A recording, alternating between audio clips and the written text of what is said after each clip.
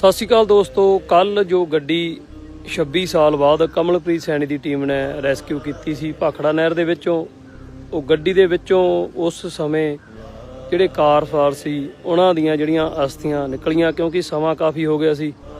ਸੋ ਜਿਹੜੀਆਂ ਅਸਥੀਆਂ ਵੀ ਫੁੱਲ ਸੀਗੇ, ਕੁਛ ਹੀ ਬਚੇ ਸੀ। ਸੋ ਇਹ ਉਸ ਬੱਚੇ ਦੀ ਕਮੀਜ਼ ਹੈ ਜਿਹੜਾ ਕਿ ਉਸ ਟਾਈਮ 8 ਸਾਲ ਦਾ ਸੀ ਤੇ ਸਕੂਲ ਦੀ ਕਮੀਜ਼ ਹੈ ਦੋਸਤੋ ਇਹ।